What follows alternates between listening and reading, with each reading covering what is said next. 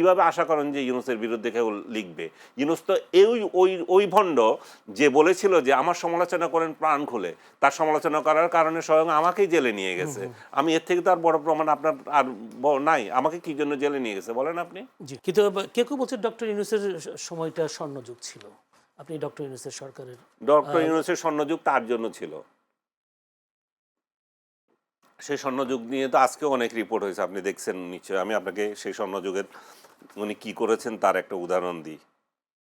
সেই স্বর্ণযুগে উনি, আজকে পত্রিকায় আছে যে উনি একটা বিশ্ববিদ্যালয়ের অনুমোদন নিয়েছেন, যেটা মানে আইন বহির্ভূতভাবে, যেটা যতটুকু টাকা পয়সা জমা দেওয়ার যে টাইম ফ্রেম থাকার কিছুই নাই, এবং অন্য কাউকে না দিয়ে নিজেরটা নিজে নিয়ে নিয়েছেন। আরও কতগুলো ইউনিভার্সিটি ছিল, যেমন আমার জানা মতে একটা ছিল ব্রিটিশ বাংলাদেশ ইউনিভার্সিটি, ছিল যমুনা ইউনিভার্সিটি, আরও কয়েকটা ইউনিভার্সিটি, প্রায় 22-23টার মতো ইউনিভার্সিটি ছিল।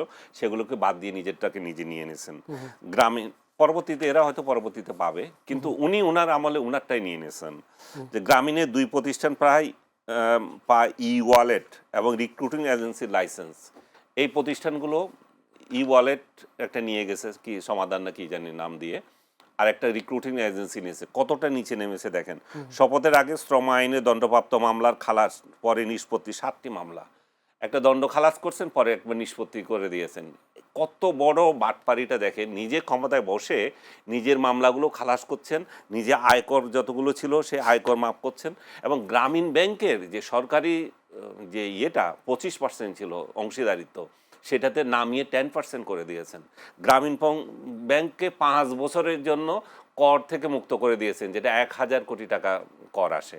আরও যেগুলি করেছে, এবং পরবর্তীতে উনি এর আগে যে কর ছিল প্রায় 1034 কোটি টাকার, সেখান থেকে কাটিয়ে কুটিয়ে 666 টাকা হয়েছিল 666।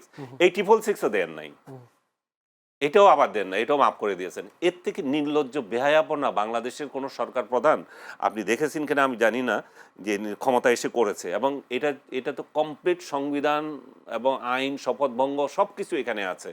এবং সরকার যদি পরিবর্তন হয়, কোন আজ না কাল, কোনো না কোনো দিন তো হবে। এই সরকার যদি বিচার না করে, ভবিষ্যৎ সরকার করবে। ইউনূস কিন্তু তার যে অপকর্ম করে গেছে সেখান থেকে রেহাই পাবে না। আজকে এই বিচার কি এই সরকারের আমলে হবে বলে মনে হয় বিএনপি সময়? এই সরকার হয়তো তাকে ছাড় দিতে পারে, কারণ 1/11-এর সময় আমরা কি মঈনুদ্দিন ফখরুদ্দিনের বিচার দেখেছিলাম? শেখ হাসিনা কি তাদের বিচার করেছিল? করে নাই তো।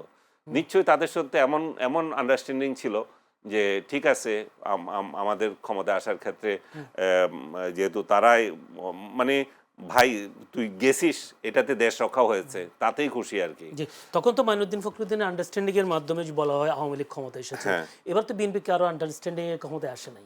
বিএনপি আসে নাই, কিন্তু এবারে আন্ডারস্ট্যান্ডিং ছিল জামাতের সাথে। জামাত যাতে ক্ষমতা আসতে পারে, ও তো সার্বিকভাবে চেষ্টা করেছে, বাট প্রকাশ্যে বিএনপির বিরোধিতা করতে পারে নাই। সেটা হচ্ছে বিষয়। তাতে আপনার মনে হতে পারে যে বিএনপি ক্ষমতা আসার ক্ষেত্রে ভূমিকা রেখেছিল। তো বিএনপি ক্ষমতা আসার ক্ষেত্রে আমি মনে করি যে সরকার স্বয়ং না রাখলেও মানে আমলাতন্ত্রের একটা প্রচ্ছন্ন সহযোগিতা ছিল। আমি যে কথাটা আপনাকে বলতেছিলাম, সে যে শপথ ভঙ্গ করেছে, সে যে আইন ভঙ্গ করেছে, সংবিধান লঙ্ঘন করেছে। আপনি দেখেন সংবিধানের 147 ধারা অনুযায়ী কোনো ব্যক্তি সাংবিধানিক পদে থাকাকালীন অবস্থায় লাভজনক কোনো কাজে নিয়োজিত হতে পারবে না। সুপ্রিম কোর্টের বিচারপতি দিনে কোর্টে কাজ করে রাতে চেম্বার করতে পারবেন না। রাষ্ট্রপতিও তার কাজ শেষে সিনেমা হলের ম্যানেজারে কাজ করতে পারবেন না। ডক্টর ইউনূস তার নিজের বা নিজের কর্তৃত্বাধীন প্রতিষ্ঠানের আর্থিক সুযোগ সুবিধা পাইয়ে দিয়ে সংবিধানের 147 ধারা বরখেলাপ করেছেন। এটা আমি একজনকে কোট করছি, ডক্টর স্বাধীন মালিক, বিশিষ্ট আইনজীবী। তো ইউনূস এইভাবে দেশটাকে ধ্বংস করে দিয়ে গেছিল এবং নিজের স্বার্থের উদ্ধার করেছিল। এটাকে যদি স্বর্ণযুগ বলা হয়, তাহলে তারা ইউনূসের গোলাম ছাড়া কিছুই নাই। কারণ তাদের বোধ বুদ্ধি লোপ পেয়েছে, তারা দেশটাকে কত ধ্বংস করে দিয়েছে সেদিকে তাদের চোখ নাই। কিন্তু আপনার এটা কি মনে হয় কিনা, যারা ক্ষমতায় থাকাকালীন আমাদের সাংবাদিকরা এইসব তথ্যগুলো তুলে ধরেন না, যেমন আজকে যে কালের কণ্ঠ যে তথ্যের কথা বলছেন, প্রতিবেদনের কথা বলছেন, ডক্টর ইউনূসের ক্ষমতা ছাড়ার পর কেন এই প্রতিবেদনটা আসলো? কারণ হচ্ছে আমাদের ইয়েদের ইয়ে ছিল না, আমাদের ওই ক্ষমতা ছিল না। আপনি আপনি কাকে প্রতিষ্ঠানে চাকরি দেবেন, সেটার জন্য ইউনূস মব পাঠাচ্ছে। তার মব বাহিনী গিয়ে সেটা মব করেছে এবং তাদের চাকরিচ্যুত করেছে। এবং এই কালের কণ্ঠ তো মব করেছে। কালের কণ্ঠের নির্বাহী সম্পাদকের উপরও মব হয়েছিল, তাকেও অফিসে যেতে দেওয়া হয় নাই। এরকম আপনি নিশ্চয়ই জানেন এটা কতজন সাংবাদিকের চাকরি গিয়েছে আপনি জানেন না এগুলো বিভিন্ন প্রতিষ্ঠানে পড়েছে না। তো যেখানে আপনি প্রতিষ্ঠানে আপনার ভাড়াটিয়া লোক পাঠাচ্ছেন যে মারার জন্য চাকরিচ্যুত করছেন, সেখানে আপনি কিভাবে আশা করেন যে ইউনূসের বিরুদ্ধে কেউ লিখবে?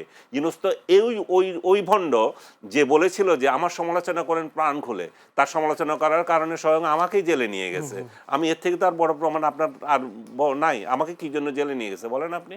জি না আপনি বলেন কি জন্য জেলে নিয়ে গেছে? আমি আমি সন্ত্রাস বিরোধী আইনে আমি সন্ত্রাস করেছিলাম।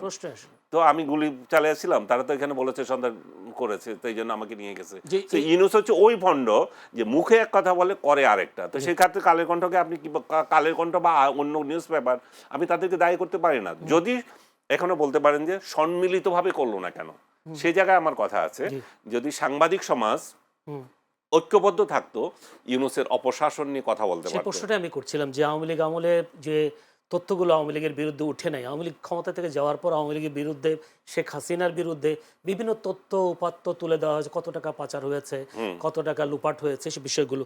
তার মানে কি এইটাই আমরা ধরে নেব কিনা মত প্রকাশের যে স্বাধীনতা, সেই স্বাধীনতা কোনো সরকারের না? আমি মনে করি যে আওয়ামী লীগ আমলে আওয়ামী লীগের বিরুদ্ধে বহু জনে লিখছে, বহু ওই তথ্য আছে।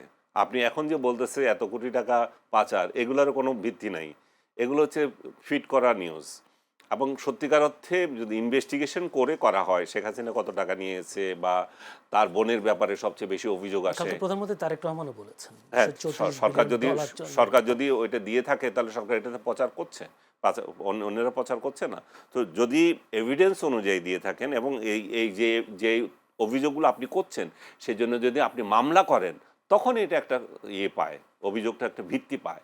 আদারওয়াইজ এমনি এগুলো তো রাজনৈতিক রেটরিক হিসাবে থাকবে যে ওরা লুট করে গেছে, ওরা লুটপাট করেছে। যেটা 1/11-এর পরে বিএনপির বিরুদ্ধে এই ধরনের প্রপাগান্ডা চালানো হয়েছে। এটা মনে করেন কি যেটা অভিযোগটা উঠেছে এগুলো সব মিথ্যা?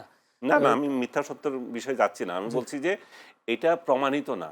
আমরা চাই যে যেই অভিযোগগুলো আপনি করছেন সেই অভিযোগের ভিত্তিতে মামলা করেন এবং এটার সাজা দেন, তখন এটা একটা ভিত্তি পায়। আদারওয়াইজ আমি যেটা বলছি 1/11-এর পরে যে আপনি দেখেন নাই যে মানে ব্যাপক আকারে বিএনপির বিরুদ্ধে অনেক লেখালেখি হলো এবং বিভিন্ন গোয়েন্দা সংস্থা থেকে পাঠানো রিপোর্টগুলো হলো এবং মাহফুজ আনামের মতো সম্পাদক সেটার জন্য মাপ চাচ্ছেন যে আমরা যথাযথ ভূমিকা পালন করিনি। তো এখনো ঠিক একই অবস্থা।